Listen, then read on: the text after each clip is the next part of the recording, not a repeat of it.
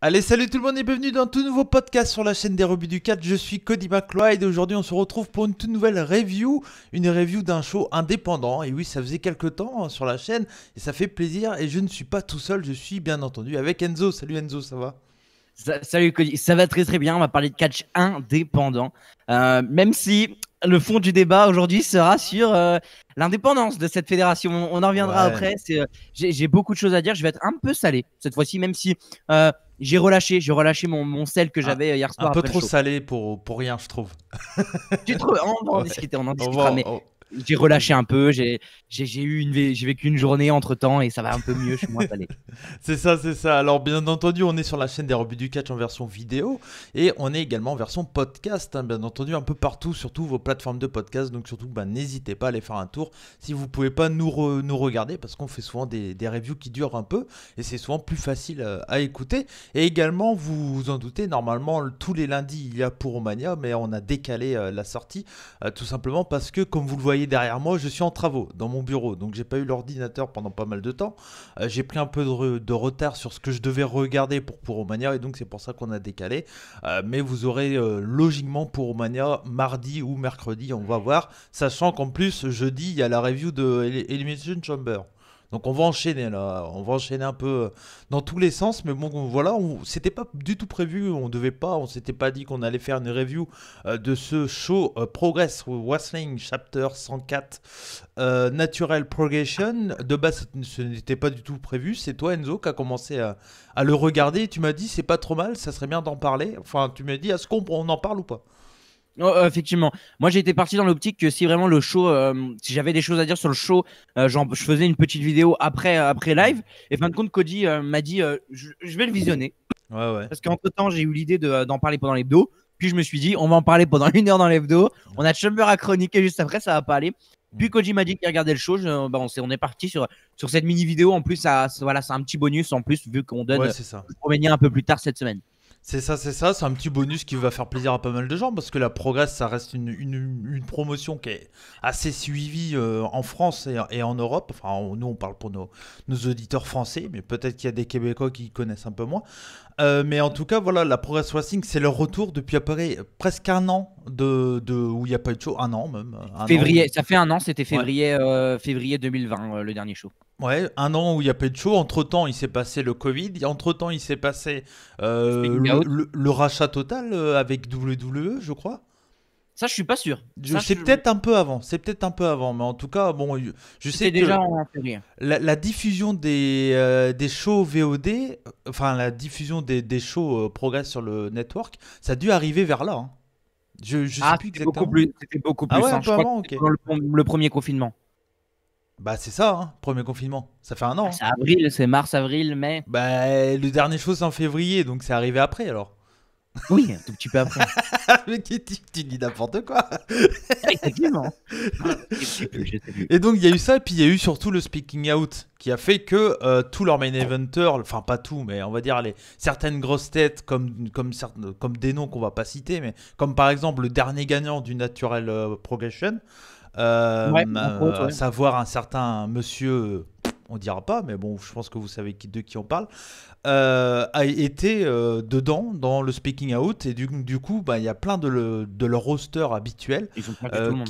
qui soit ont été plus ou moins exclusifs à WWE, ou soit qui ont signé chez All Elite. Je parle par exemple pour Eddie Kingston, ou soit qui ont signé avec l'enfer. Et ROH pour Gresham, entre autres Ouais, aussi. ouais aussi, ouais, ouais. Mais après, Gresham, il a pas un contrat d'exclusivité. Non, il a pas Hein. resté comme ça, mais il y a Ouais. Chris Brook qui est parti au Japon, il y a Ouais, ouais. Gresham, il y a Kingston qui sont partis en Amérique.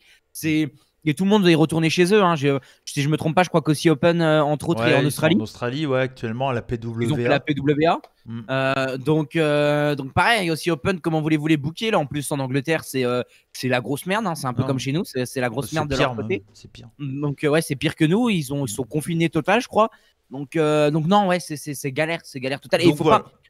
Je pense que c'est important de rappeler aussi que le catch, même s'il progresse, je pense que c'est un peu plus légal que certaines autres petites feds, mais en Angleterre ou même en France ou tout ça, il y a des fédérations qui sont moins légales. Je sais pas où je m'entraîne là. Je sais Ouais, pas où je vais. je comprends pas ce que tu veux dire. Dans le sens où il y en a, ils sont pas déclarés comme événements, donc c'est compliqué d'en créer. C'est compliqué de créer, par exemple, il y a des catcheurs en France, c'est connu, mais aussi en Europe, hein, partout en Europe, c'est pareil. Il y a des catcheurs qui n'ont aucun contrat de travail et qui sont sur le papier amateurs et qui du coup peuvent oui, pas totalement. Oui, je, d'accord. Ok, je vais je vois travailler. ce que tu veux dire. C'était plus dans le sens là. Ok. C'est une galère aussi à organiser. C'est pour ça que Progress, eux, ont réussi parce que ils ont ce truc de c'est une entreprise, donc ils ont réussi aussi. Ouais. Je pense qu'il y avait eux qui leur ont beaucoup aidé à faire des shows pendant le confinement, mais c'est Oui, galère. oui. C'est galère. Bah, oui, c'est ça. Et donc voilà, c'est pour ça que c'est assez intéressant d'en parler parce que c'est clairement le renouveau de Progress Wrestling avec tout ce qui s'est passé, avec l'obligation de mettre des nouveaux talents et des jeunes catcheurs en avant. Et donc c'est pour ça qu'ils ont commencé par ce show-là aussi. Natural Progression, pour ceux qui ne connaissent pas, qu'est-ce que c'est? C'est déjà bien de le rappeler parce que peut-être que certains d'entre vous ne savent pas ce que c'est le Natural Progression. C'est tout simplement un tournoi qui a pour but de mettre des jeunes catcheurs en avant. Donc c'est clairement l'objectif du truc. Ça prend un peu partout, logiquement. Ça prend surtout, on va dire, en Angleterre, Irlande, Pays de Galles, etc. UK. Ça prend beaucoup de ça. Des exemples de gagnants, comme ça, pour ceux qui connaissent un peu, vous verrez que, mine de rien, tous les noms que je vais citer, c'est tous des stars actuellement, ou presque. En 2012-2013, donc le premier, c'est Mark Andrews qui a gagné. En 2014-2015, ça se passait sur un an à ce moment-là. Donc c'était pendant un an, il y avait un tournoi pendant un an. Le deuxième à avoir gagné, c'est Morgan Webster. Donc les deux sont chez NXT UK. Le troisième, c'est William Ever. Lui, on entend un peu moins parler. Un peu moins parler, mais il est toujours dans les piliers de Progress, même si c'est un pilier mid-card, on va dire. Ok, mais en tout cas, voilà, c'est lui qui a gagné. En 2016-2017, c'est Tony Storm qui avait gagné. Ok, donc, je savais pas. Non, je t'avoue, je l'ai appris. Et en 2018, c'était Mark Davis, donc de Aussie Open. On s'en souvient, je crois que la finale, c'était les deux Aussie Open. Non, il n'y a pas une histoire comme ça. Non, il y a un qui était blessé, c'est ça. Il y a quel Fletcher qui était blessé quand il y a eu ça? Possible. Ouais, je crois que c'est ça, et c'est pour ça qu'il était là-dedans, parce que c'était un peu un nouveau dans la division solo. Je crois que c'était ça. Et puis en 2019, il y en a eu un autre, mais on dira pas qui c'est qui a gagné. Et pour l'information, le main event de ce show, Dan Moloney contre Cara Noir, est un match qui a déjà eu lieu au Natural Progression Series. Et je crois que j'ai mis les mots à l'envers. De l'année dernière. Ça a été un des gros matchs de l'année dernière, Moloney contre Cara Noir. Ils ont fait la promo Progress sur Twitter en disant ça. Donc, je répète ce que Progress ont mis. Ouais. Ok. Donc, le show est disponible sur, bien entendu, Progress on Demand. Et également, c'est une nouveauté. Alors, on ne sait pas si ça sera le cas tout le temps, si tous les shows Progress sont disponibles également sur un Progress on Demand et également sur le WWE Network. Mais en tout cas, là, pour ce show-là, c'était le cas. Peut-être c'était pour lancer le truc, pour donner envie aux gens d'aller voir. Peut-être qu'ils seront diffusés, mais en décalé, genre 2 semaines après, etc. On verra bien par la suite. Bien entendu, le show était à huis clos, donc dans une salle qu'ils ont. Je crois que c'est une salle qui leur appartient, si j'ai bien compris. C'est un théâtre. Ouais, mais j'ai cru comprendre que ça pouvait être une nouvelle salle où ils pourraient accueillir du monde plus tard. Une petite salle. J'ai une petite salle qu'ils ont achetée pour plus de shows, peut-être. Parce que, je sais pas. Je t'avoue, j'en sais rien. Je dis ça, c'est vraiment. C'est possible, parce que Progress ont forcément accumulé de l'argent grâce à leur partenariat quand même. Ouais. Même si c'est pas VVE qui leur ont donné de l'argent, mais voilà. Mais du coup, voilà, donc départ à zéro, donc qui veut dire plus de mecs comme on a connu, comme Jim Smallman. Bon, lui, il a quitté Progress pour signer avec NXT UK aussi, je crois. Je crois qu'il est producteur pour NXT UK. C'est ça, producteur et écrivain, si je me trompe pas. Ouais. Donc voilà. Après, c'est normal. Hein, on leur propose des contrats de ouf. À mon avis, ça se refuse pas, hein, NXT UK. Donc voilà. Oui, donc renouveau. Ils essayent de garder le même style. Donc de base, il faut le rappeler que Progress Wrestling, c'est clairement, moi, c'est une promotion qui m'a tout de suite intéressé parce que c'était hardcore punk wrestling, quoi. Et c'était vraiment dans le style hardcore punk, tout ce que j'aime moi personnellement. Donc c'était vraiment une image qui leur tenait. Et j'ai l'impression que ça reste un peu dans le délire, mais ça change un peu. Je veux dire, c'est un peu moins. En tout cas, sur ce show-là, j'ai trouvé que c'était un peu moins punk rock et tout ça. C'était un peu plus urbain, on va dire. Dans l'ensemble, dans tous les styles. Un peu plus urbain, mais on n'oublie pas leur style. C'est marqué, quand vous regardez les shows, c'est marqué sur les draps. C'est marqué Progress, Strong Style Wrestling. Et on n'oublie pas ça, parce qu'on parlera des Young. À chaque fois, je vais bégayer sur Young. C'est Young. Je sais plus leur nom. Ouais. Je sais plus leur nom d'équipe. pas Young Bucks, mais les Young, je vais Ouais. retrouver. Mais cette fameuse équipe, par exemple, c'est beaucoup basé, pas sur le strong style à vraiment parler, mais sur le catch ancien, le catch qui claque. Et on retrouve Ridgeway, qui fait partie de ce style. On en retrouve Spoil plein des petits pas, comme ça. spoil pas. Ouais, alors, il est annoncé, Ridgeway. Non, mais voilà. Bah non, Et, mais peut-être qu'il y en a, ils sont pas au courant. On sait pas. il faut arrêter de regarder le podcast, on va vous spoiler. Bah oui, ah oui, oui. Mais tiens, avant de commencer, déjà je finis ce que j'avais à dire. Donc renouveau au point de vue roster, wrestler, et également au point de vue tout ce qui entoure. Donc au point de vue des commentateurs, c'est Charles Cronway et Hustle Malone. Ou Maloney qui commentent. Déjà, il y a un truc à dire, c'est que c'est deux mecs qui sont, enfin, en tout cas, il y en a un sûr et certain, c'est un catcheur oui, également. Donc voilà. Et également, l'annonceur, c'était Roy Johnson qu'on a vu du côté du UK Championship, entre autres, qui est un catcheur avec beaucoup d'expérience, mais enfin, il arrivait rien à foutre là. Le mec il était en tenue de Ça catch. fait bizarre, hein. On est d'accord. Hein. J'ai pas compris qu'est-ce qui, enfin, j'ai En pas. plus, Bon, il est venu en chaussures de rando. Ouais, et puis en slibard, quoi. En slibard et chaussures de rando. Bon, j'imagine que ça sera pas lui tout le temps. Voilà. Bah, mais. Ouais, je me demandais s'ils allaient pas partir sur un tournement de catcheurs à chaque fois pour présenter le show. Peut-être tant Parce qu'il n'y a qu'ils pas ont de. plus Smallman. Ils ont plus Smallman Ouais, qui ouais, était le ouais. présentateur emblématique. Après, Est-ce que je suis pas après fan, je suis pas sais fan du tout des deux. que quand il y a eu le départ de Smallman, il y avait un autre qui le remplaçait. Qui faisait un peu le même principe avec la promo en début de show, etc. pour chauffer la foule et tout. Bon, là, après, c'est un truc différent. Il n'y a pas de foule, donc t'as pas besoin de chauffer le monde, hein, bien entendu. Mais j'ai trouvé assez surprenant que ça soit Roy Johnson qui fasse ça, parce que bon, c'est un catcheur quand même, donc il aurait pu catcher, quoi, surtout pour entourer des jeunes et tout. Mais bon, voilà, bref, il faisait ça. Juste avant qu'on parte sur la carte Enzo, pour ceux qui n'ont pas vu le show et qui se sont dit, parce que c'est souvent le cas dans mes reviews, c'est surtout dans les reviews de show indépendants, c'est je fais un peu un sans spoil, une partie sans spoil, dire qu'est-ce qu'on en a pensé sans spoil. Okay. Toi, sans spoil, en règle générale, t'as trouvé ce show plutôt bon, tu le conseilles? Qu'est-ce que t'en penses? Alors, de point de vue qualité in-ring, je vous le conseille totalement. Il y a de très très belles choses à regarder. On est sur du 2h30, je crois. Ouais, donc c'est plutôt bien, c'est plutôt digeste. Même si j'aurais préféré un peu plus court, mais bon, je charrie de 30 minutes, quoi. C'est très intéressant de revoir des têtes. Il y a de très très bons talents à découvrir. Moi, voilà, j'étais parti dans l'optique de qu'est-ce que Progress vont me faire découvrir, et il y a des superbes talents à découvrir que je connaissais pas. Youngen, entre autres, si j'ai retrouvé le nom, c'est Youngen. Mais voilà, il y a moi, ma seule critique, on en reviendra plus tard dans l'émission quand on parlera de la partie X-Spoil. Ma seule critique, et c'est une critique pas contre Progress, pas contre la qualité, pas contre le produit, mais plus une question de VVE. Ils ont pris l'ensemble du circuit UK, ils ont pris l'ensemble de l'indie, et aujourd'hui on se retrouve avec une Progress qui ont plus aucun name, au point où le plus gros name c'est Millie McKenzie ou Cara Noir. Ça joue entre les deux, mais qui sont pas des énormes names. Et moi, c'est vrai que ça m'a fait bizarre parce que je suis habitué à avoir mes noms. Je suis habitué à avoir, par exemple, Mark Andrews était là pour mettre en avant Cara Noir au dernier show en février. Et je suis habitué à avoir ces noms qui affrontent des jeunes pour les mettre encore plus over. C'est un show particulier. Moi, je pense clairement que, surtout en plus le fait qu'il soit diffusé sur le WWE Network, il y aura des mecs de NXT UK qui vont catcher plus tard, c'est sûr et certain. J'espère. J'ai aucun doute là-dessus. J'espère, et c'est là où j'ai ma petite crainte, c'est est-ce que VVE vont lâcher ou est-ce que VVE ont vraiment fermé la porte à ça, et j'espère qu'ils vont lâcher.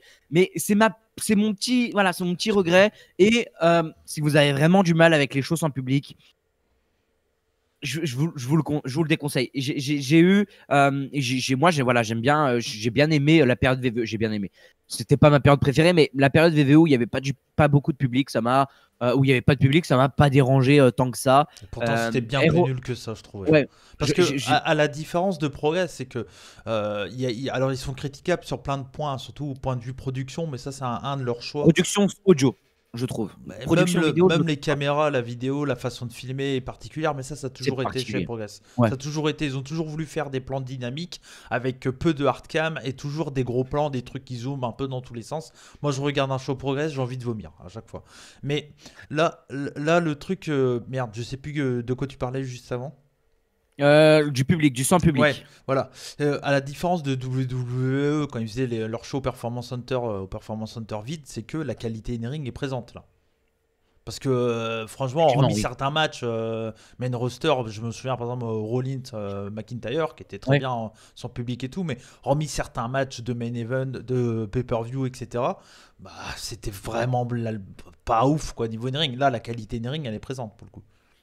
Ouais, ouais, non, mais je suis d'accord avec toi, la qualité in-ring est présente, mais je trouve que. Alors, je peux pas te trouver une différence entre leur huis clos à eux et le huis clos à ROH. Peut-être que ROH, par exemple, c'est mieux filmé et j'arrive bien. Ouais, ROH, j'ai regardé la dernière fois, tu m'as conseillé le ouais, match ouais. de Gresham contre. J'ai plus le nom de celui qui a affronté Gresham. Oui, c'est John Case.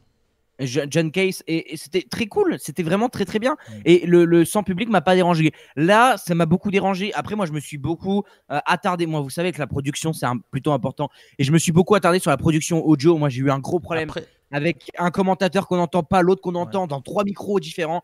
Mm. Il y a un bout d'un moment quand tu regardes 2h30 de show et je rappelle, c'est important de me dire comment j'étais dans le show.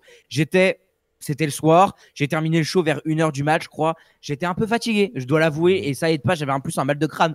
Donc imaginez-vous le Après, montage son. Mais je vous le conseille quand même, il y a de très euh, très bonnes choses. Mais après moi, le c'est vraiment truc. sur la production audio, Ouais, mais après, c'est vraiment pas évident. Là, ils étaient totalement. sûrement en petite équipe, ils avaient sûrement pas le matos qu'ils avaient d'habitude. Après, voilà, pour faire une comparaison, j'ai regardé les shows à huis clos de ICW qui sont également diffusés Ouais, sur le WWE Network. Là, pour le coup, niveau qualité son, production, tout Fight ça, Club. c'est clairement mieux. Ouais, ouais, Fight Ouais. Club, ICW Fight Club. C'est clairement bien, bien mieux. Enfin, c'est leur show Fight Club de ICW. Et Ils sont méga forts en ouais, production. ouais, ouais. Mais ça, pour moi, ça a toujours été le gros défaut. Et Progress, pour moi, c'est une promotion qui se vit Très en underground. live. Hein. Et en live surtout, ça se vit en live. Et Parce que alors, pour avoir fait le show Progress à Paris, on l'a vu tout de suite qu'il se passait un truc, tu vois. Donc, chose qu'on le ressent pas forcément. Alors moi, j'ai déjà regardé plein de fois la VOD qui n'est plus disponible sur YouTube. Qu'est-ce que vous faites, Progress? Ça me fait mal au cœur. La VOD n'est ouais. plus disponible. Mais ça ressort moins bien, forcément. Ça ressort largement moins bien, la VOD Progress APC. Mais c'est Après, pas le sujet. Par ouais, contre, ouais. là où je voulais juste en venir, en tout cas sur Cage Match, c'est annoncé que ça a été broadcasté le même jour que ça a été diffusé. Ok. Et donc, du coup, il n'y aurait pas de post-prod. Après, je me dis bien pour Cage Match. Parce que moi, c'est pas ce que j'ai ressenti. Moi, j'avais l'impression que ça avait été tourné Ça a avant et été tout. bien Qu'il y avait cut, des cuts hein. et Ça, tout. ça a été Ouais, bien cut. Il y a des moments où la musique, j'ai l'impression que la musique est pas il rajoute diffusée en dans post-prod. la salle, mais rajoutée, ouais. Ouais. Et du coup, ouais, non, il y a des cuts, bien entendu. Après, voilà, c'est un moment très difficile. Ils sont sûrement en équipe réduite. Je pense qu'on peut pas trop critiquer là-dessus pour le Mais moment. non, Alors, mais c'est c'est ce vrai que je qu'il dis. y a un des commentateurs, je crois que, si je dis pas de conneries, je crois que c'est Sean Conway qu'on entend le moins. Oh, Et enfin, lui, c'est un ancien catcheur, celui qu'on entend le moins. Je sais jamais, je sais pas lequel des deux c'est, mais ça m'est arrivé, par exemple, du côté de Chierix aussi. C'est que, ben, suffit que un a un moins bon micro que l'autre et que le son de l'un sort dans le micro de l'autre. Et moi, c'est ce qui s'est passé avec des shows de Rix où Cyrano avait un moins bon micro que moi. Et tout mon son, des fois, pas tout le temps, mais des fois, passait dans son micro. Et du coup, il y mm. avait comme un écho quand je parlais. Alors que moi, j'avais un micro à 300 balles. Mais ça, en fait, c'est un problème de matos. Ils ont peut-être pas eu tout ce qu'ils voulaient. Et je pense qu'il faut mieux attendre avant de voir si Je, ils font un autre show encore comme ça à huis clos et que c'est encore la même qualité. Là, il faudra peut-être qu'ils se posent des questions. je Mais vais peut-être là, faire mon chien, Cody. ouais. Mais Mais là, ils vont rectifier, hein. T'inquiète pas, qu'ils ont vu, ils vont rectifier, c'est sûr. là, tu parles de la Rix. Ok? Nous, on parle de Progress. Mais ouais, mais ça Ouais, reste mais que ça reste qu'on est en situation très difficile pour tout le monde. oui, mais ça, je l'assume. C'est Ça, je le comprends. Mais Progress, avoir un problème au niveau du micro, alors que c'est censé être là. Par exemple, moi, ce qui me fait mal au cœur, au fond, parce que je suis un gros fan de Progress, et vous le savez, moi, le catch européen, c'est quelque chose que j'affectionne énormément. C'est pas un regret parce que je suis content pour VXV, mais fin de compte, Progress, qui était la fan numéro 1 en Europe, elle a totalement été prise par VXV, quoi. Mais parce qu'on en discutait, VXV, on en bah, discutait en off. VXV, ils ont un donjo. Ils ont ouais. leurs catcheurs qui n'ont pas signé. Avalanche, ICW Julian c'est Page. pareil. euh, ICW c'est pareil. c'est ça, effectivement. Ils ont leurs catcheurs, ils ont leurs trucs et tout. Et VVE n'ont pas touché à ça. Progress, ils avaient que des catcheurs free agent Ouais. limite. C'était Ouais, que des free oui, agents. ils ont jamais créé de star pour S. Les mecs qui prenaient, c'était des gars du Rev Pro Dojo. Oui, ou de Rev Pro ou ou de Attack. de ICW, ou de Attack, enfin voilà. Mais eux, ils ont pas d'école. Et c'est peut-être pour ça, peut-être que cette salle-là est faite pour avoir une. Bah, ils ont une école, pardon. Ils ont que. C'est Knuckle Ouais, Locks, je crois. Je crois que c'est ça. c'est Mais pas c'est. l'école de où Francisco enseigne ça? Non, non, non.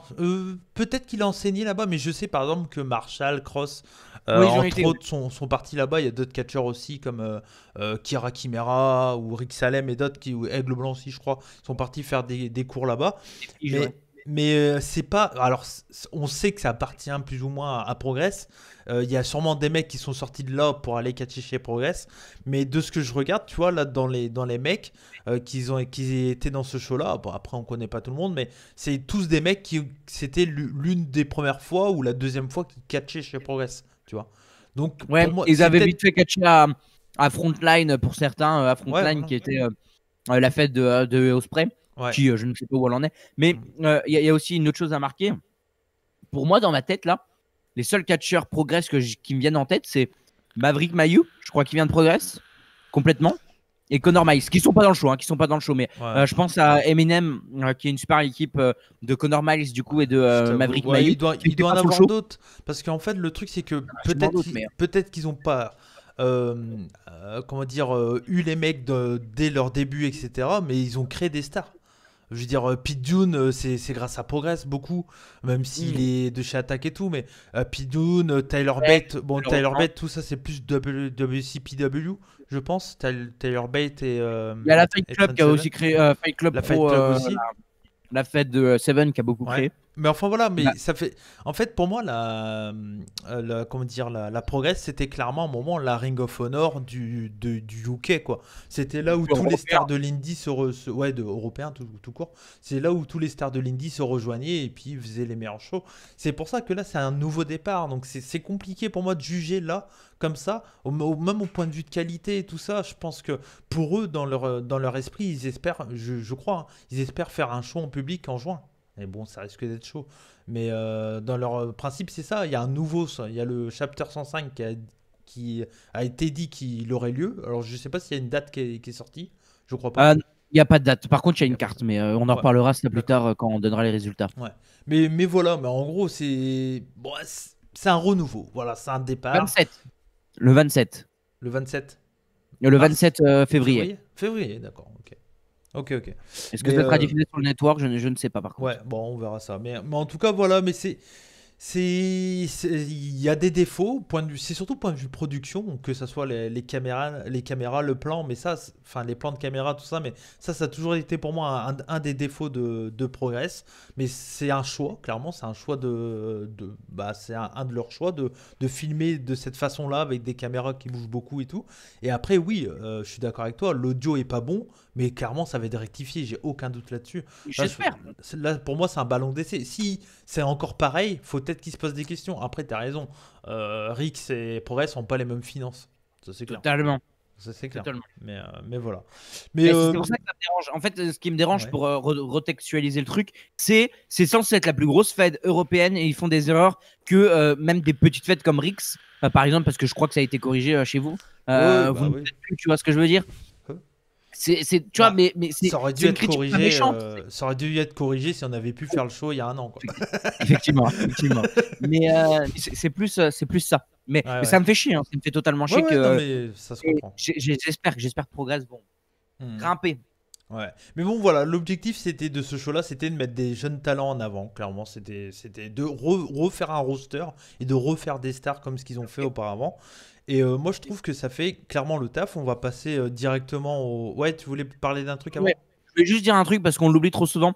Progress, je dis, voilà, là, ils se sont fait prendre la place par VXV en top 1 européen. Faut pas oublier que Otichi était vachement haut. Était Ouais. très, très, très, très haut Après, avant. VXV ont été top 1 avant que Progress arrive, hein, pour moi.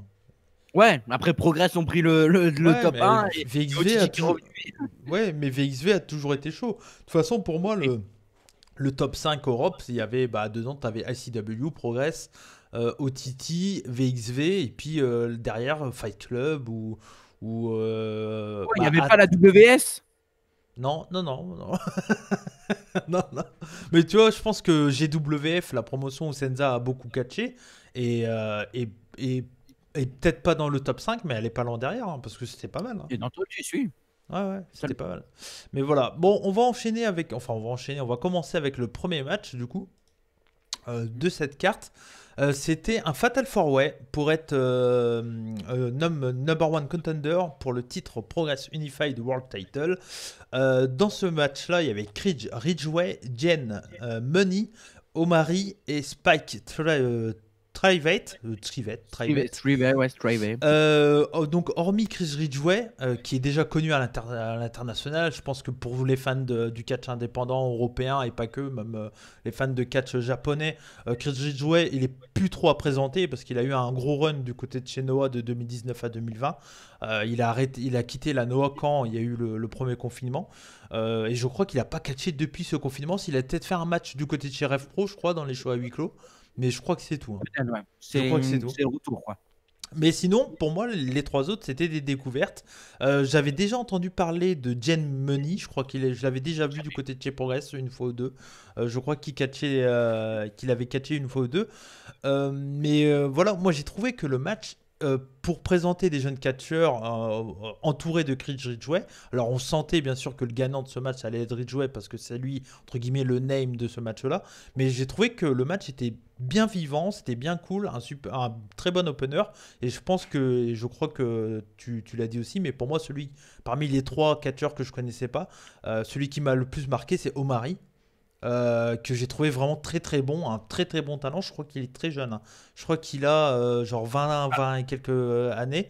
Et il est très grand en fait. Il fait 1m94, donc c'est pas mal. Alors, pour rajouter les petites informations, moi j'en connais, il y en avait qu'un seul que je connaissais vraiment pas. C'était Jen Money. Ok. Pour remettre un peu les informations, Omari, si tu savais, tout le mal que tu m'as fait, très bonne blague Enzo, je suis fier de toi. C'est le premier adversaire de Senza Volto à la OTT. Ok. Oui, c'est vrai. Il a Bah affronté voilà. Omari, et Omari est un élève du OTT Donjon. Ok. Il fait partie de la même, Dojo, de la s'il te même, plaît. Dojo. du même. Oui, j'ai dit Donjon. Il fait Le partie dojo, du c'est même là où se dojo, passent des trucs bizarres, hein. effectivement. Il fait partie du même dojo, de la même classe, de la même année, quoi, à peu près, de l'ancien gagnant du Natural Progression. En gros, Ok. c'était un peu la même période, si je me trompe pas. Mais Ok. on va pas le citer parce que Non. vous savez. Et Spike Trave fait partie de Do Not Resuscitate, là, l'équipe de William Ever, je prononce Ok. très très mal, qui est l'équipe voilà, un peu que j'affectionne pas du tout. Cette équipe, je déteste. Ok. Voilà. Ok. Mais qu'est-ce que tu en as pensé du match? Est-ce que, comme pour moi, le match fait le taf et combien tu l'as mis si tu lui as mis une note? Alors, premier visionnage, celui-là fait partie des matchs que j'ai vu 2 fois. Premier visionnage, j'étais en mode. Déjà, moi, un match pour devenir challenger numéro 1 avec 2 mecs que je connais plutôt bien, ça m'a fait mal au cœur. J'étais là en mode, j'aimerais bien connaître plus de monde. Et après, c'est peut-être moi aussi qui a une mauvaise culture de progress dans le sens là avec ces mecs-là. Mais voilà, par exemple, moi, je t'ai dit, Cody, Kid Lekos, son retour, ou Chuck Membo, qui sont des mecs quand même, qui sont quand même là depuis très longtemps à Progress. Mais dans le match, tu vois, on les connaît plus. C'était pour faire un gros match parmi les matchs des jeunes. En fait, c'était surtout ça pour ça. On est d'accord, mais voilà, moi ça va peut-être déranger là-dessus. Maintenant, la première fois que je l'ai vu, j'ai trouvé qu'il y avait que Ridgeway qui brillait. Pour moi, il y avait Ridgeway, il y avait peut-être un peu Omari, et les deux autres, c'était on s'en fout. Fin de compte, j'ai revu le match et je l'ai trouvé vraiment, vraiment super chouette. Pour information, il a duré 9 minutes 15, ce qui est très rapide. Ouais, mais c'est bien, un bon opener. Bon opener. Super bon opener. Et fin de compte, j'étais parti sur un 2,75 de base. Ok. J'étais très bas, je trouve. Là, je suis plus sur un 3,25. Plus vers. Moi, je suis à 3,5. Moi, je suis à Moi, je suis 3,5. plus vers 3,25. Moi, je suis à 3,5 parce que pour moi, Ridgeway, il sort encore plus over. Donc, c'est ce qui était là pour ça, hein, de toute façon. Mais les autres passent pas non plus pour des ânes, hein. Je trouve qu'ils catchent bien.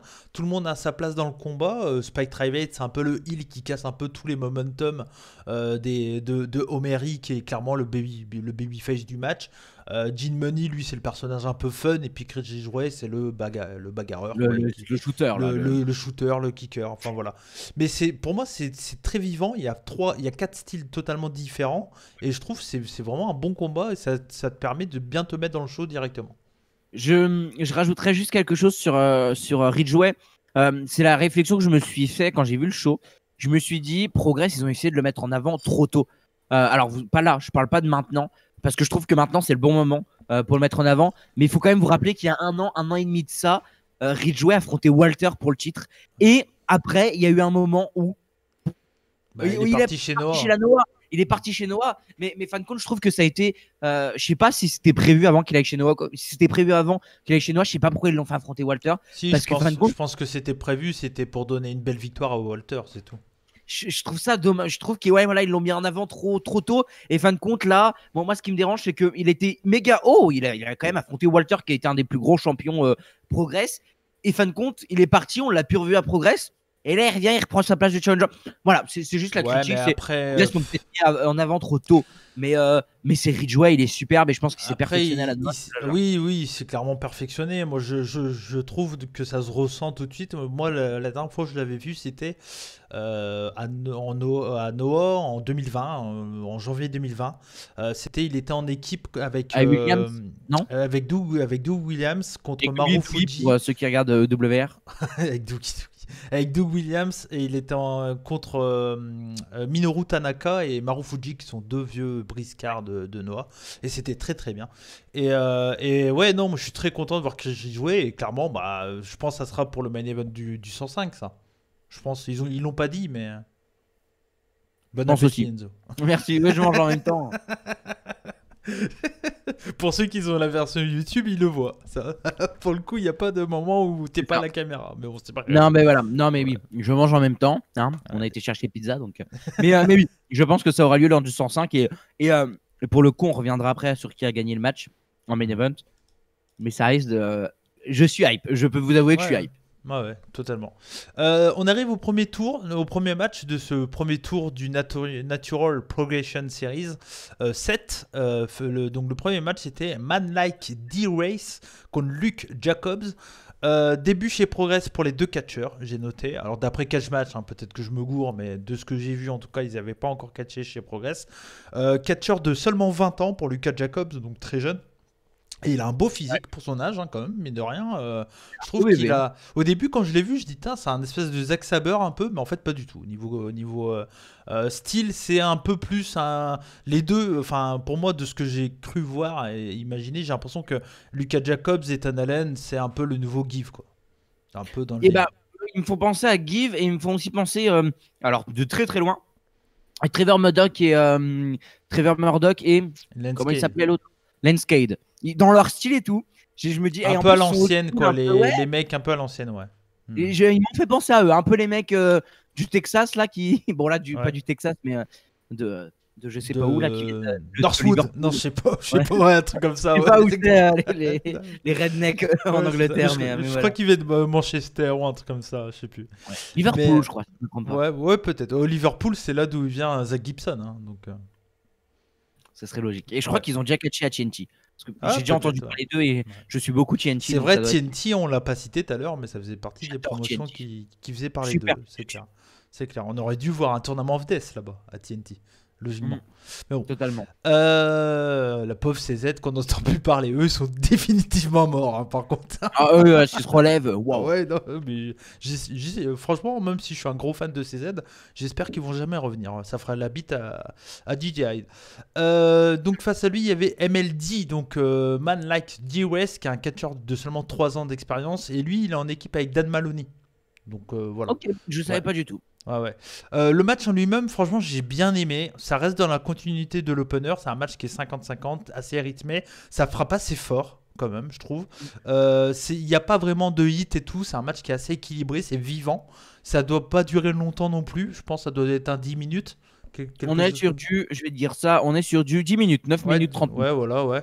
Et franchement, moi j'ai vraiment bien aimé. J'ai bien aimé la fin parce qu'on pense que Jacob est un peu dans les choux sur la fin de combat. Et puis au final, il sort une lariat assez stiff et un peu de nulle part. Et ça finit le combat comme ça. Et moi j'ai trouvé, voilà, j'ai noté, j'ai dit, j'ai envie d'en voir un peu plus sur les deux. Mission accomplie. Et voilà, ça a fait le boulot qu'ils étaient là pour ça. Et moi j'ai mis 3,5 encore. Je continue sur cette note. Je te rejoins sur la note 3,5 pour moi aussi. J'ai adoré ce match parce que j'ai adoré ce match, toujours les grands mots, Enzo.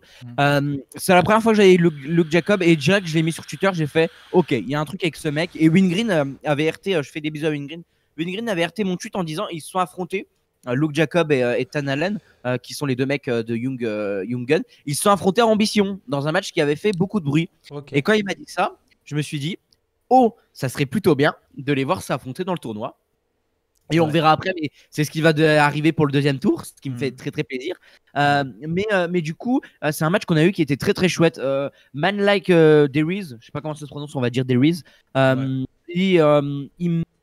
Au début, j'avais du mal. Au début, j'étais là, je fais ouais, moyen. Et fan coach, il est super cool. Il est vraiment bon. C'est comme tu as dit, 50-50. Il n'y a pas de lenteur, tout va bien. C'est très très bien. Et moi, Luke Jacob et Ethan Allen, c'est les deux mecs où je mets ma pépite pour gagner le tournoi. Et pareil, j'en reparlerai après, mais je trouve qu'il y a eu le côté du tournoi, les deux premiers matchs qu'on a vus. Et il y a eu l'autre qui est un peu plus fade, qui m'a un peu plus dérangé. Mais cette partie du tournoi, pour moi, c'est ce côté-là. Parce que bon, imaginez-vous le tableau avec les deux matchs qu'on va parler là et les deux autres matchs. J'ai mis le tableau pour la version vidéo. Oh, nickel, il est incroyable. Mais sur ce tableau-là, du coup, à droite ou à gauche, bon, voilà, où il y a les deux matchs-là, pour moi, il y a vraiment ce côté-là qui brille, où il y a vraiment des super bons catcheurs, des mecs que je connais de nom déjà. Et de l'autre, j'ai un peu plus de mal. On en reparlera après, mais j'ai un peu plus de mal. Mais 3.5, c'était super. Mais moi, clairement, tu vois, pour ce genre de combat, le public me manque. Enfin, ça me manque, bien sûr. J'aurais préféré avec du public et tout, mais ça me dérange pas. Je commence à m'y faire. Ça fait 1 an qu'on est comme ça. Je regarde beaucoup de catch où il y a peu de public, où il y en a pas du tout. Bah voilà. Moi, moi, personnellement, ça me dérange pas. Après, j'ai oublié de le dire tout à l'heure, mais aussi pourquoi le public peut te manquer pour un show Progress, c'est que Progress a été connu pour sa foule. Pour sa foule et l'ambiance, donc c'est pour ça aussi, c'est beaucoup moins marqué que Ring of Honor ces derniers temps aussi, parce que Ring of Honor c'était chaud, mais on va dire 2018-2019, ça se cassait la gueule quoi. Et là ça remonte par contre. Mais voilà, ouais. Et je sais plus ce que je veux dire. Et là, je sais maintenant. Là pour moi la foule, le manque de foule me dérange moins que pour le main event par exemple. Ok. Sûrement par rapport à la construction. On va enchaîner avec le second match du coup du Natural Progression Series. C'était Kid Lycos 2 contre Ethan Allen, donc qui est en équipe avec Luke Jacobs, qu'on vient de parler. Et Kid Lycos 2, c'est Joe Nelson qui a repris entre guillemets la gimmick de Kid Lycos. C'est un jeune catcheur, lui, il a seulement 18 ans. Et gros potentiel, hein, ce Kid Lycos 2. Et alors, peut-être que toi, tu pourras plus me le dire parce que je pense que tu es un peu plus connaisseur que moi du circuit européen en règle générale. Kid Lycos 2, il a repris la gimmick parce que Kid Lycos avait annoncé sa retraite. Alors, si je me trompe pas, c'est ça. Alors, je sais pas s'il y a vraiment eu une histoire sur le ring ou quoi, mais en tout cas, il est apparu sur Kid Lycos 2 après la mise à pied. La mise à pied, non, c'est pas une mise à pied. Après la retraite de Kid Lycos, le 1. Je crois que c'est un élève de Chris Brooks et Kid Lycos. Je crois aussi. Je crois qu'il y a une histoire d'élève, histoire de passement de trucs. Et j'adore cette gimmick. Gimmick de. Et il y a un truc à écrire avec le jeune qui s'inspire de Kid Lycos et limite Champion par équipe. Ouais, aussi. Il y a un truc à faire avec les Kid Lycos. Mais en plus, j'adore Kid Lycos original, qui est, on en reparlera, mais un catcheur incroyable. Donc non, très très bonne idée. Si dans le futur, tu as Young Guns contre Kid Lycos 2 et Kid Lycos 1, je suis pour. Hein. Ça va envoyer du lourd. Hein. Ça va être bien. Et tu vois, les stars, ils vont les créer eux-mêmes. Hein. Il n'y a pas besoin d'autres. Hein. Mais après, il y a Kid Lycos qui est déjà une star. Oui, bien sûr. Enfin, c'est une star, c'est un mec connu. Il a marqué avec CCK quand même, avec Chris Brooks et puis... aussi Open qui faisait aussi partie de leur bande, mais après oui, c'est Sean Dogfreud, hein. Oui, c'est Shadow Flood. Ouais. Et mais bon, non, mais c'est très bien en tout cas pour moi. Ça me fait vachement penser. Alors, je vais prendre un gros exemple et puis peut-être les puristes de Puro vont m'insulter, mais ça me fait un peu penser à ce qu'ils ont fait avec Tiger Mask pour Misawa. Tu vois, dans le délire de, t'as un jeune catcheur, tu le mets sur le gimmick déjà connu, tu le dis que c'est le numéro 2 parce qu'il faut pas prendre les gens pour des cons, mais ça va le permettre d'évoluer comme ça et de grandir. Il a que 18 ans, quoi. Donc voilà. Mais lui. Allez suivre son compte Twitter. Le mec met beaucoup d'images de ses entraînements. Il a un ring dans son jardin. Je crois le mec il est vraiment investi. Hein. Il est vraiment méga investi dans ce qu'il fait. Et tu le vois faire des spots, tu dis, mais il est incroyable, le monsieur. Il Ah est ouais, non, mais lui, ça peut être un très bon futur pour lui en tout cas. Le match, franchement, il est un peu dans le même délire que le match d'avant. Il n'y a pas vraiment de hit, il n'y a pas vraiment de quelqu'un qui domine. C'est un match qui est rapide, spotty, au début c'est rapide et technique. Après, plus avance dans le combat, bah, c'est assez spotty. Il y a plein de spots un peu partout. Kid Likos qui est assez aérien, donc Kid Likos 2, pardon, qui est assez aérien. Ethan Allen, lui, il est un peu plus vieux, il a 28 ans, je crois, quelque chose comme ça, mais ça n'empêche qu'il fait jeune, je trouve. Il fait assez jeune. Mais c'est un vrai bon match qui se finit dans un espèce de TKO à la fin où il y a des coups et puis Kid Likos il est KO, donc l'arbitre arrête le combat. Moi j'ai trouvé que c'était un très très bon combat. Clairement, j'ai mis 3,75.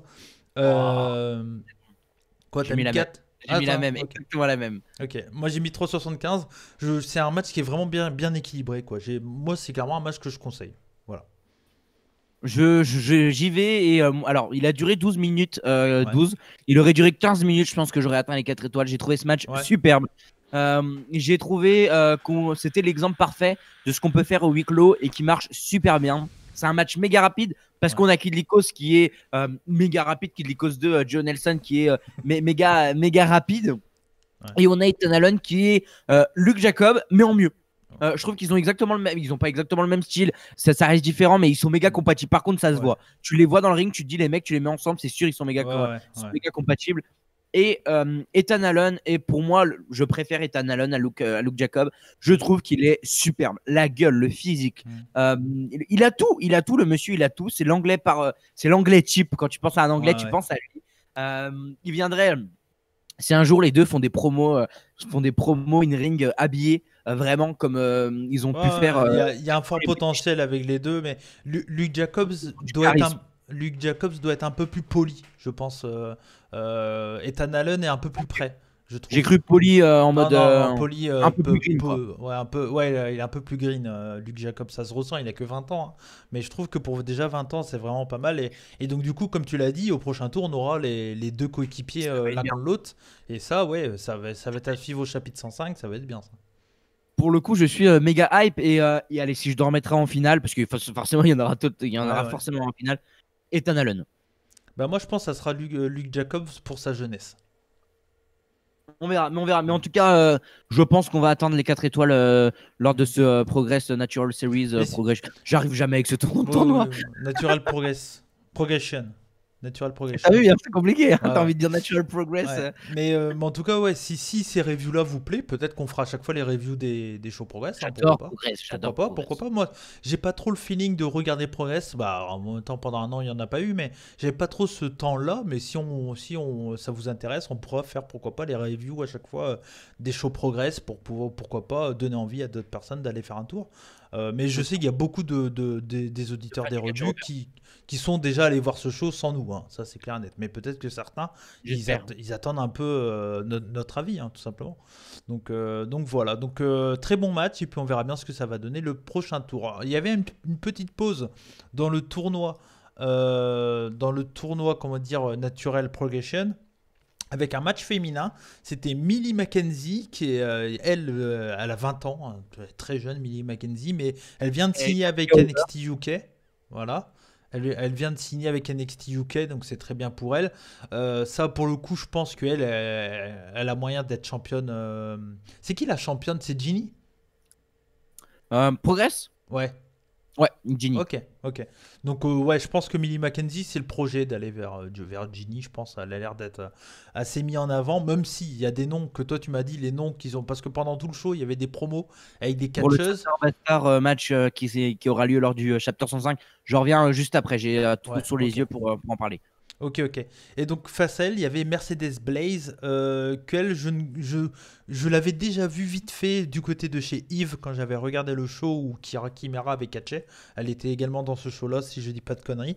Et enfin, en tout cas, elle me disait quelque chose. Donc je pense que le seul endroit où je l'ai vu, c'est soit là, ou peut-être qu'elle est allée aux États-Unis, elle a catché chez Chimère et que j'ai vu, mais bon, je sais pas. Mais en tout cas, moi, je pense l'avoir vu du côté de chez Yves, et elle catch chez Progress depuis 2 ans. Donc voilà, donc elle, c'est pas une nouvelle, on va dire, dans le roster de chez Progress. Le match, lui, il est beaucoup plus classique que les 2 matchs d'avant. Il est dans il est classique, voilà. C'est très propre, il n'y a pas de botch, mais c'est très Match classique. Bah voilà, il y a Mercedes Blaze qui elle est la heel, c'est marqué d'entrée de jeu. Millie McKenzie qui elle est la babyface hyper pétillante et tout ça. Et ça marche très bien, c'est bien construit. Il y a au début la heel qui fait la hit, etc. Qui refuse le combat, la face un peu bête entre guillemets, qui se fait prendre dans les coups bas de la heel. Et derrière, voilà, on a une domination de la heel, des retours hyper intéressants de Millie qui, dès qu'elle accélère, elle est bien. Hein. Millie McKenzie, c'est costaud, hein. C'est vraiment pas mal. C'est vraiment pas mal. Et à la fin, elle finit avec un small package. Avec un small package. Ah non, attends. Ah oui, il y a Millie qui surprend son adversaire avec des small packages. Et à chaque fois, il y a des near fall. Voilà, pardon, je me suis un peu gouré dans mes notes. Et la fin, c'est Millie McKenzie qui fait un espèce de reverse DDT. J'ai pas le nom de la prise exacte, mais c'est un espèce de twisting reverse DDT. Je sais pas trop ce que c'est. En tout cas, voilà. Mais j'ai trouvé que le match était chouette. Un bon match féminin. Construction très classique, mais niveau in-ring, c'est très propre. Il n'y a rien à dire. Enfin, j'ai rien de mal à dire. Combien j'ai mis à ce match-là? Je continue dans mes notes 3,5. Voilà, je continue dans cette vibe de 3,5. Très haut par rapport à Ouais. moi quand même. Ouais, ok.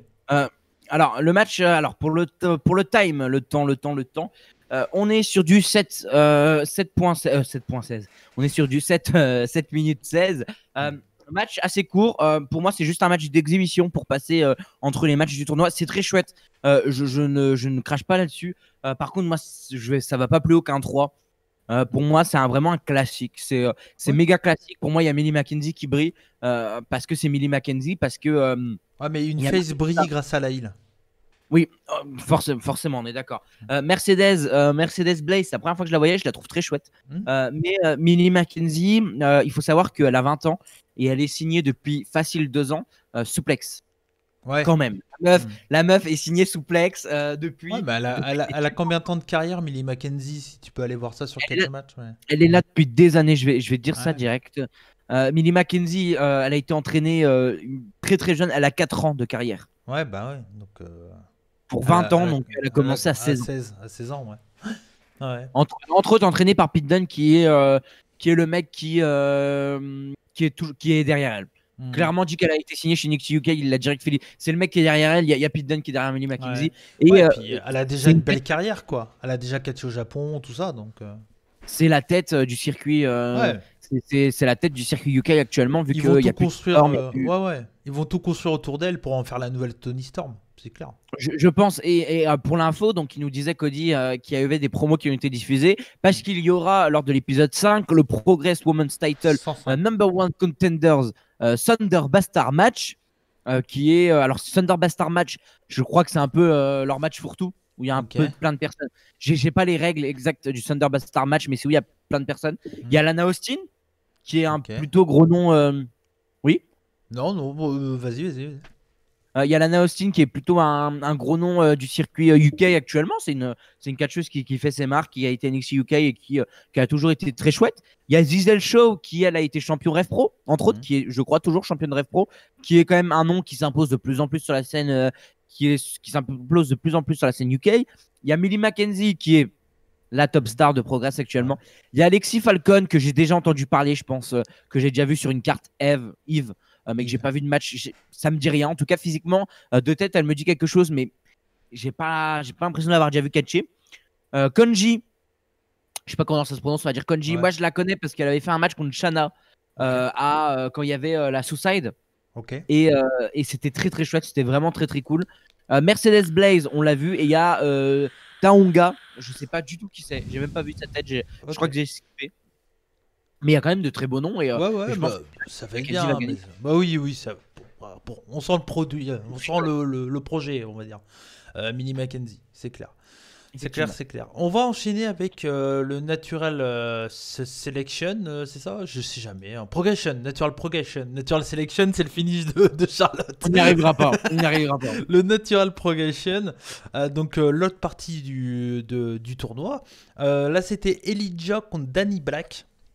Elijah, c'est un catcheur de l'Attack Pro. Donc voilà, il a fait ses débuts, il catch depuis 2016.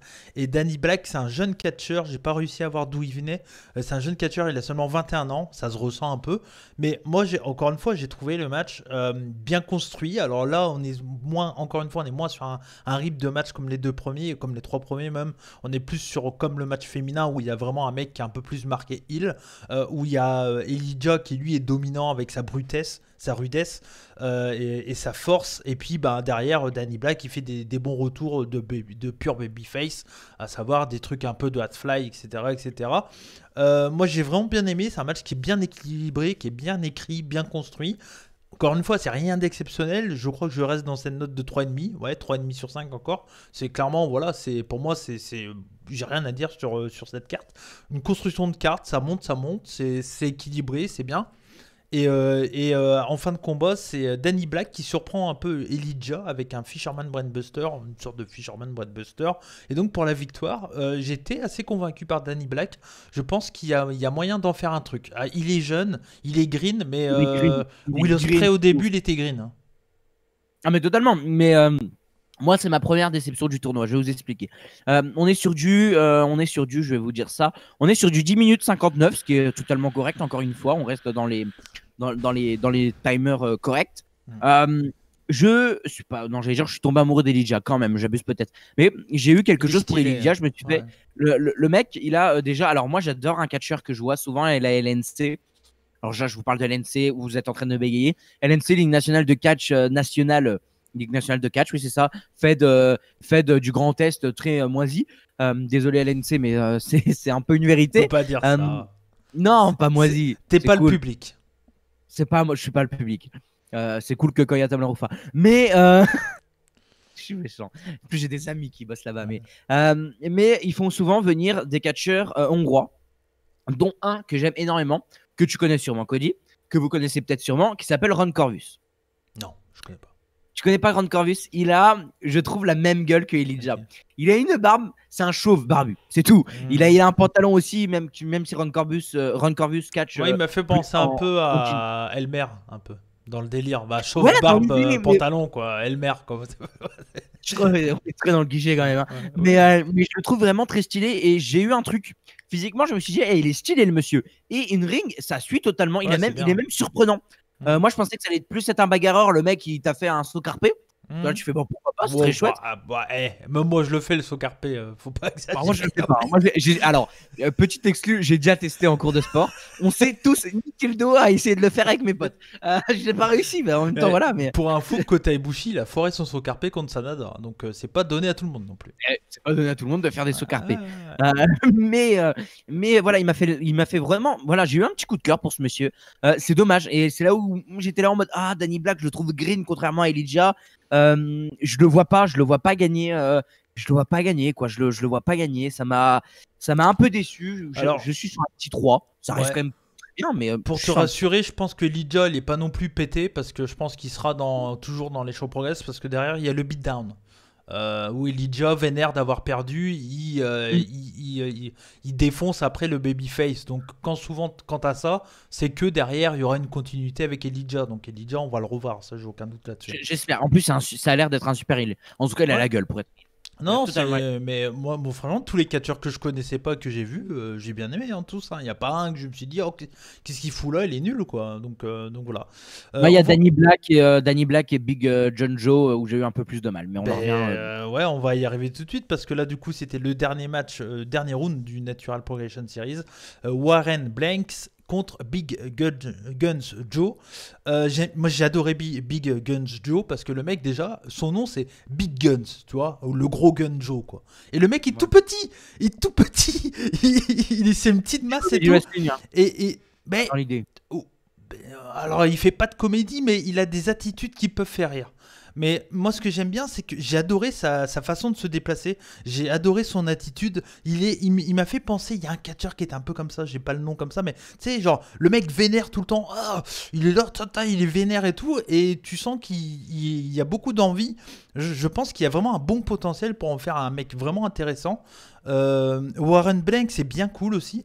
Mais Warren Blanks, on va dire qu'il est un peu plus lambda. je trouve qu'il passe un peu moins. Enfin, on en a déjà vu des blagues comme ça, costauds, qui fait des spires chouettes et tout. On en a déjà vu plusieurs. Alors, il ressemble, dans son style in ring, dans sa tête, dans sa coupe de cheveux, il ressemble beaucoup à E-Buck.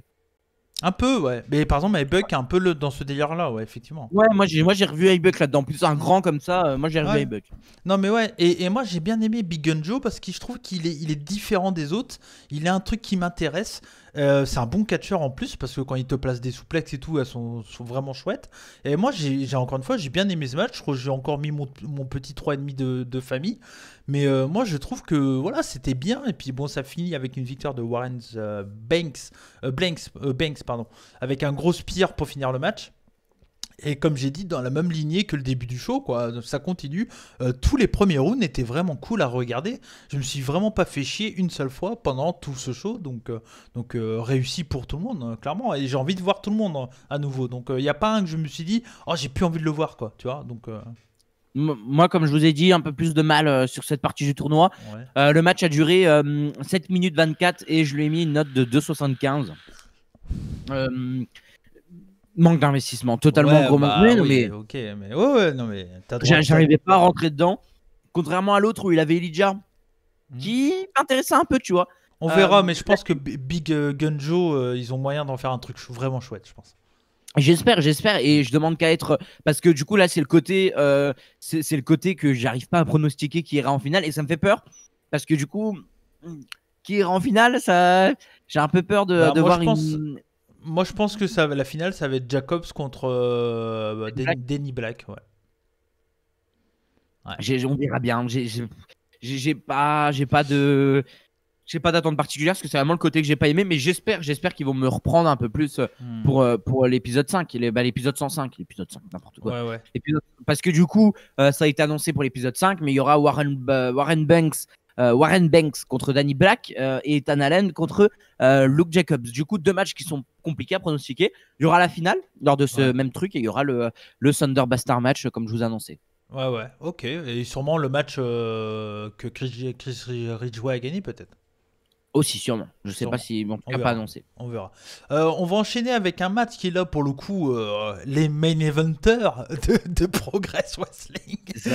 Bah, non, c'est pas les main eventers, mais on va dire que c'était les restants des habitués de Progress.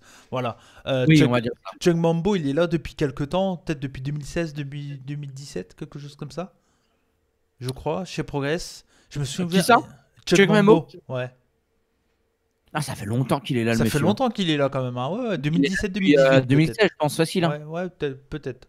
Mais voilà, et Kid Lycos qui fait son retour in-ring après avoir annoncé sa retraite. Il avait annoncé sa retraite quand il y a un an et demi. Ouais, quand Chris Brooks est parti Ouais, un peu avant que Chris Brooks est parti chez DVT. Non, je crois que ça fait longtemps. Je vais aller vérifier ça. Je te laisse parler. Ça m'intéresse. Tu regardes quand c'était sur Kajima son dernier match, tu vas voir. Ouais. De toute façon, mais du coup, voilà, retour de Kid Lycos. Et j'ai encore, franchement, voilà, les deux sont très bons, très cool.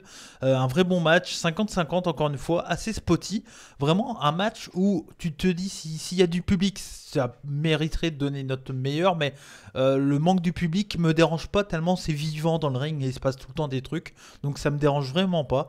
Il y a pas de hit sur une partie du corps et tout, hein, c'est les deux travaillent un peu partout sur son adversaire.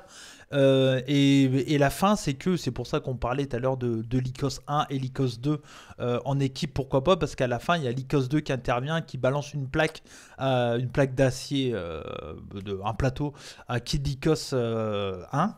Et donc Lycos l'utilise et enchaîne derrière une soumission. D'ailleurs le coup de la plaque c'était un peu cheap, hein, c'était pas terrible. Bon, ça c'est un petit détail. C'était manqué d'impact quoi. Ça fait un truc un peu voilà. Mais et derrière il enchaîne une soumission pour la victoire. Moi j'ai trouvé la fin. Alors c'est une fin overbookée etc. Mais ça te met dans l'idée qu'il va se passer des trucs entre Kid Lycos et pourquoi pas Chung Mambo, pourquoi pas une rivalité, etc. dans le futur. Donc c'est bien, ils mettent des bases, c'est un renouveau, ils mettent des bases, et moi je trouve ça bien. Effectivement. Alors, et j'ai mis 3,75 sur 5 pour ce match. Excuse-moi. Pour l'info, alors, il y a des matchs à Shanderfreud and Friends 1, 6 et 7, qui est leur show de Shanderfreud. Malheureusement, j'ai l'impression, c'est complexe. Ça a l'air pas d'être des vrais matchs, ou en tout cas, donc j'ai l'impression, c'était en janvier-février 2020. Je crois que c'est là qu'il a arrêté. Hein.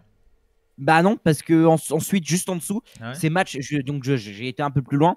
Et le dernier vrai match où c'est noté Kid Lyko, c'est où avant il catchait toutes les semaines, c'est en avril, non, janvier, février, mars, avril. Si, c'est ça, avril 2019, où il affrontait, où il était donc CCK et Inflatable Pete Dunne, donc je pense un faux Pete Dunne. Oui, ok, ouais. C'était un Pete Dunne invisible qui affrontait Drew Parker, El Fantasmo et The Invisible Man. Donc, ouais, ok. Bon, c'était un match à la con, quoi. Ouais, mais en gros, voilà. Et après ça, il a toutes des dates, toutes les semaines depuis. Voilà. Donc, et je me rappelle que quand on avait été voir Progress, j'avais été déçu. Je me disais, fait chier, on pourra pas voir Kid Lyko parce qu'il avait annoncé sa retraite. Ouais. Il a dû annoncer sa retraite en 2019. Ouais, voilà, mi-2019. Je pense que juillet 2019, il a dû annoncer sa retraite à peu près. Mais pour le coup, il s'est fait un beau physique là. Il revient bien. Hein. Et il est badass. Hein. Il avait quoi comme blessure, lui? C'est pas la nuque, je crois pas. Peut-être, je sais pas. Je sais pas du tout. Je sais pas. Qu'est-ce que t'en as pensé du match? Alors, je voulais juste rappeler un truc, c'est qu'il fait partie du clan de Do Not Resuscitate. J'arrive toujours pas. Ouais. Le clan où il y a Danny Duggan, Spike Trivey, William Ever et tout ça, Chuck Mambo. Donc, tu parlais de rivalité, peut-être qu'ils vont partir sur un Kid Lykos 1 et Kid Lykos 2 contre Chuck Mambo et William Ever ou Danny Duggan, qui était un mec qui voulait beaucoup mettre en avant à un bout d'un moment. Danny Duggan. Duggan, qui aurait dû être à Plouane. Ouais, j'y ai pensé là quand j'ai vu son nom. J'ai fait c'est le monsieur de Plouane qu'on avait détruit pendant un hebdo. J'ai pensé à ça. On l'avait pas détruit, on trouvait juste que c'était pas un name, c'est tout. On avait raison en même temps.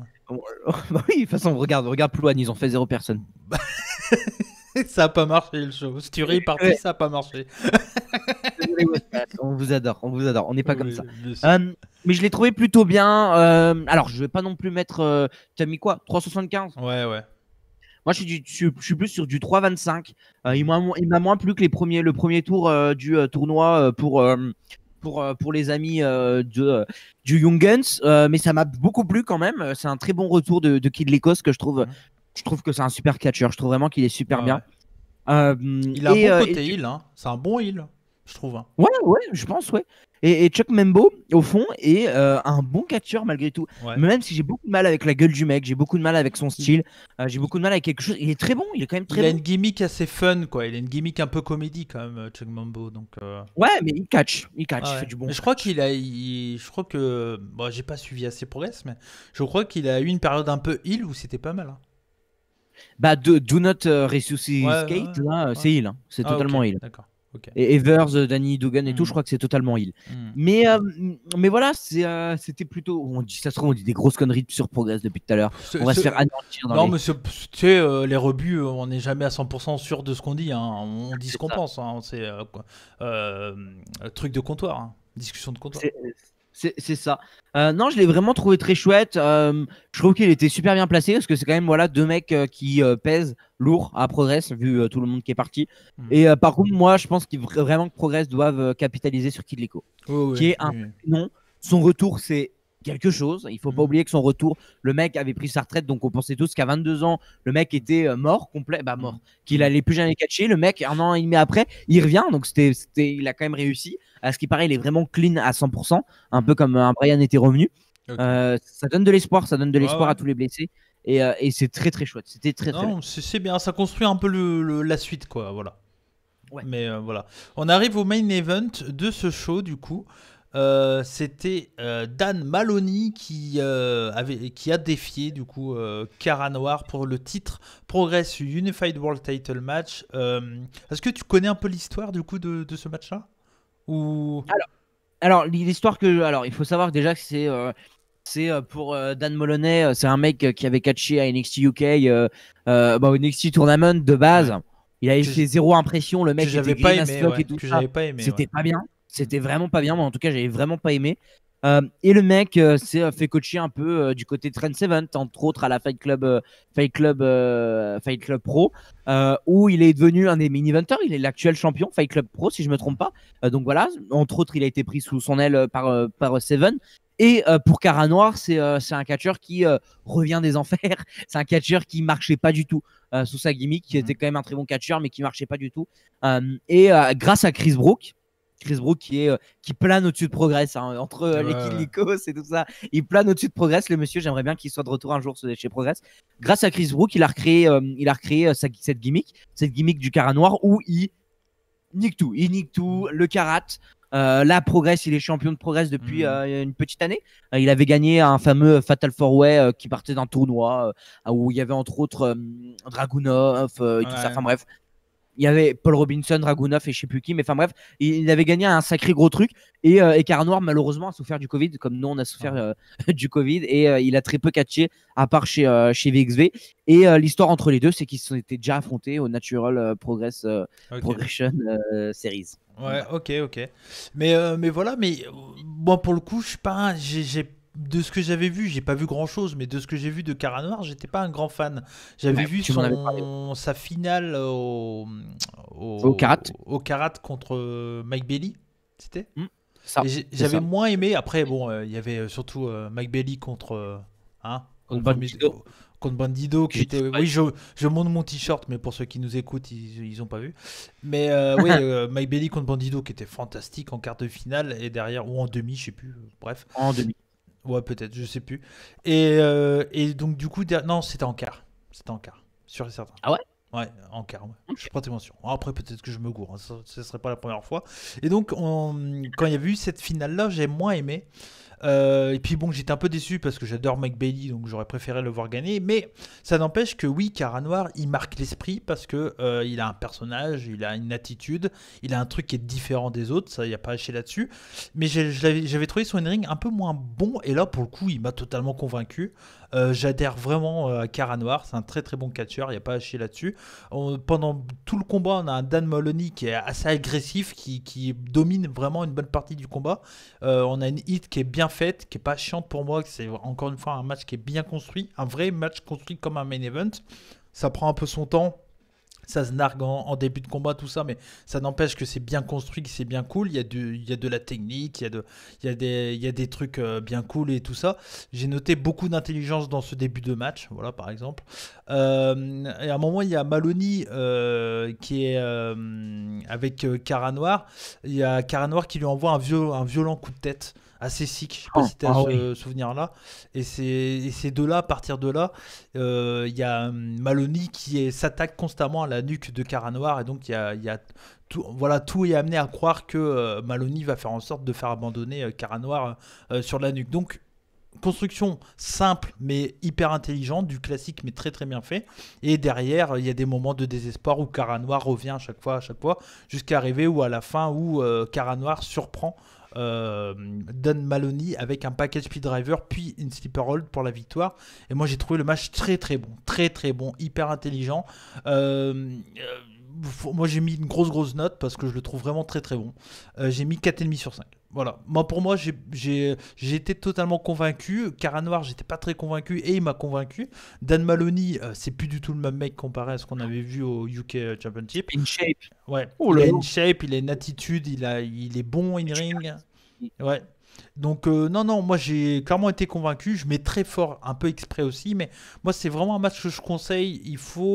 Il faut essayer vraiment de regarder tous les petits détails et tout. Il y a plein de petits détails qui pensent. Le selling de Cara Noir est bon aussi également sur la nuque. Dès qu'il fait un move, il vend sa nuque tout le temps et tout ça. Moi, c'est des petits détails que j'aime bien. Et clairement, non, moi j'ai trouvé le match vraiment très très bon, quoi. Il doit durer quoi, une vingtaine de minutes? Un peu moins? Il dure 18 minutes si je me trompe pas. Ouais, 17-18 minutes. Et ça se regarde tout seul, quoi. Non, un très très bon main event et j'ai envie de voir la suite, quoi. J'ai plutôt bien aimé ce match. J'irai pas autant que toi au 4,5. Moi, j'irai au 4 seulement. Mais ce qui est déjà bien, ce qui est déjà très très bien. Bah oui. Pour un match à huis clos, je pense pas que j'aurais pu mettre beaucoup plus dans la production Progress. C'est vraiment un match que j'ai vraiment beaucoup apprécié. Moi, Cara Noir, je t'en parle depuis des mois et des mois. Ouais. Quand on avait fait le calendrier de l'avant, j'avais mis Cara Noir contre Pete Dunne que j'avais surkiffé. Cara Noir, c'est pour moi un talent, que ce soit de personnage ou un talent in-ring incroyable. Pour moi, c'est le futur de la scène européenne et futur et présent parce que, alors, j'ai été faire mes petites recherches pendant que tu parlais, Cody. On est sur Dan Moloney, on est sur 3 runs de champion actuels, qui est encore actif actuel. Il y a le FCP, donc le Fight Club Pro Champion, comme je l'avais dit. Il est aussi Attack Tag Team Champion avec Man Like Deriz, on disait tout à l'heure. Et pareil avec cette même personne, Fight Club Pro Tag Team Champion. Et ils sont toujours champions actuellement. Donc le mec déjà, il pèse. Il pèse au niveau ceinture. Le mec a 24 ans et catch depuis 8 ans. Voilà. Déjà, voilà, le mec a commencé en 2013, il catch depuis 8 ans, il est passé sur plein de gimmicks, enfin bref. Le mec est là depuis quand même longtemps. Et Cara Noir, c'est la même chose, il est là depuis 11 ans. Le mec catch depuis 11 ans. Et il est. Et j'ai pas d'autres infos sur lui actuellement. Non, mais Progress, de toute façon, en Angleterre, il y a tellement de mecs qui sont dans le catch. Tous les mecs sont morts de faim et tous se disent que c'est possible d'accéder à WWE. Donc, il y a ça aussi. Le fait qu'il y a NXT UK, ça donne envie de se mettre à fond et du coup d'évoluer et de grandir. Et du coup, là, on va être surpris, à mon avis, de voir des jeunes talents un peu partout popper en Angleterre. Que ce soit chez RevPro ou dans toutes les autres promotions et également en plus de Progress. Et en plus, encore plus, tous les mecs qui vont aller chez Progress, ils vont être morts de faim parce qu'il y a la petite cloche WWE qui est à côté. Et la petite carotte, ouais. Et ils se disent, bah, si je marque Progress, derrière WWE, ils vont me contacter. Donc, non, moi je trouve que ce partenariat, on peut se dire c'est un mal, mais moi je pense que c'est plus un bien qu'un mal. Et j'espère avoir par exemple où Moloney va arriver parce que pour moi Moloney c'est le nouveau mec à signer. VVE c'est le nouveau mec à signer. Oui, mais peut-être qu'ils ont pas envie. Peut-être qu'ils se disent actuellement on est trop bloqué. Ils ont peut-être pas envie de signer. Ils sont full, quoi. Et il y a aussi peut-être ce partenariat là qui marche aussi en disant vous gardez Moloney au show pendant 1 an et demi, 2 ans et au moment où nous on aura choisi, on va le signer. On vous laissera faire 2-3 matchs pour qu'il dise au revoir à Progress et ça va se passer comme ça. Cara Noir, c'est ce que VVE fait avec Amal. Voilà, par exemple. Et Cara Noir, je le vois pas aller autre part que chez VVE plus tard. Sûr et certain, il va y aller. Ouais, j'espère en tout cas parce que je pense que cette gimmick peut être très chouette, mais Cara Noir dans ce match, pour revenir à ce match, Cara Noir dans le match est incroyable. Moloney, il te sort des trucs de dingue, des lariats de dingue, des trucs ça. Le package pile driver de fin de Cara Noir est superbe. Et Cara Noir tape, quoi. Le mec tape. Et je pense que contre Ridgeway, ça va être trop bien. Moi, je suis un gros fan de Cara Noir. Son entrée, le lac des signes, ses kicks, il est incroyable. Pour moi, tout ce qu'il fait, il est incroyable. Il se prend une chute sur la nuque, un bump sur la nuque à un moment. C'est incroyable. Non, le match est vraiment très chouette pour le coup, vraiment. Il n'y a pas trop de suspense sur le résultat du Chris Ridgeway contre Cara Noir, mais ça n'empêche que même sans ça, ça va être un très très bon match, quoi. Ça va être un match à regarder et c'est pour ça que je pense qu'on va, enfin si nos auditeurs veulent entendre des reviews comme ça longue durée mais en version podcast sur Progress, moi ça me dérange pas de le faire, au contraire j'aime bien, ça me permet de parler aussi parce qu'on parle de catch US, je parle de catch japonais mais aussi si on peut parler un peu de catch européen. Pour le coup, Enzo est plus calé que moi en catch européen, donc oui, on va dire ça, oui. J'aime beaucoup. T'as plus suivi que moi en tout cas.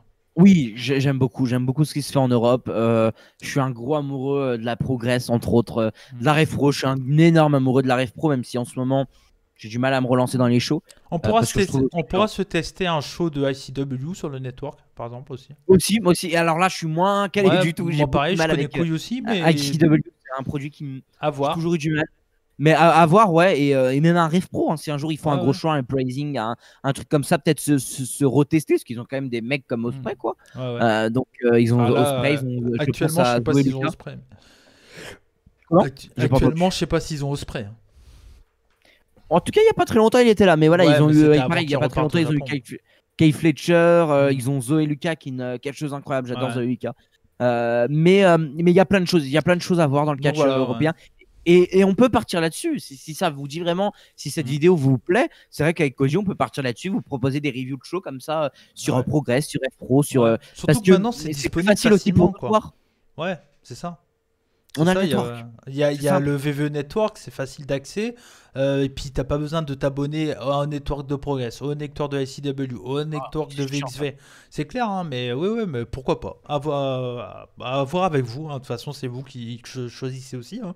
Parce que si on fait 10 vues et 0 like, c'est clair que bon, ça donne moins envie de continuer. Donc si vous avez apprécié, n'hésitez pas à laisser des likes, à nous faire des retours, que ce soit sur Twitter, sur les versions podcast également. Vous pouvez laisser des commentaires, des étoiles sur les plateformes de podcast. Donc surtout, n'hésitez pas également à vous abonner aux plateformes de podcast, parce que plus vous serez abonné également à ces plateformes-là, et plus on va parler de nous.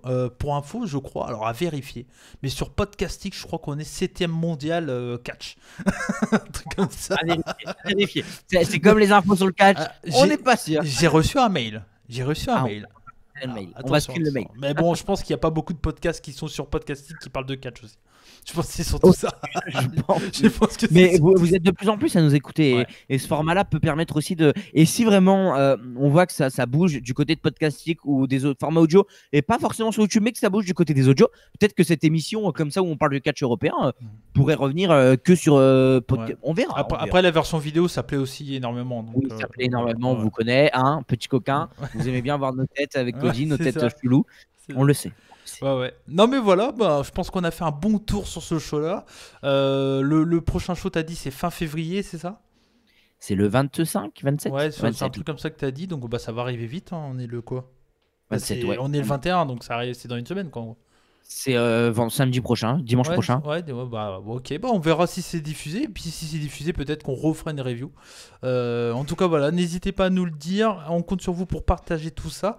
Et on se retrouve donc du coup demain ou mardi pour Romania. Après-demain, pardon. Mardi ou mercredi, c'est ce que je voulais dire, pour Romania. Parce que là, on vient de finir l'émission. Je vais lui l'update tout de suite. Je pense que ça va arriver vers 21h30. Quelque chose comme ça, j'ai essayé de le faire avant, mais voilà. Ouais, on fait ce qu'on peut. Mais en tout cas, merci à vous tous. Merci à toi, Enzo. C'était un plaisir de parler un peu d'autres choses avec toi que de VVE. Hein. Effectivement, ça change. On parle de qualité. Il y a de la qualité chez VVE, NXT quand même. On a parlé NXT, c'était bien. Il y a Chamber, on va voir ce que ça donne ce soir. Ouais. Jeudi, review de Chamber. Je verrai si je la fais avec toi. Je pense que je la ferai, que je vais regarder quand même. Mais je pense que je vais le regarder en étant spoilé, parce que je vais pas pouvoir le mater le lundi soir, donc à mon avis j'aurais été spoilé. Mais bon, on verra. Mais je le ferai. Je pense qu'on le fera quand même ensemble. Donc voilà, peut-être avec quelqu'un d'autre. Hein. Encore une fois, n'hésitez pas à nous contacter si vous voulez parler de quelque chose sur la chaîne. On vous fait des bisous. C'était les rebuts du catch. Merci à toi, Enzo. Mais de rien, c'était un plaisir comme d'habitude. Comme on dit chez nous, banzai, et surtout n'oubliez pas. Soyez curieux. Allez, ciao. Oh, on a fait le même signe, t'as le. Général, waouh. On a fait ça, c'est Bad Luck Fale qui fait ça aussi. Walter Junior. Ouais, Walter Junior.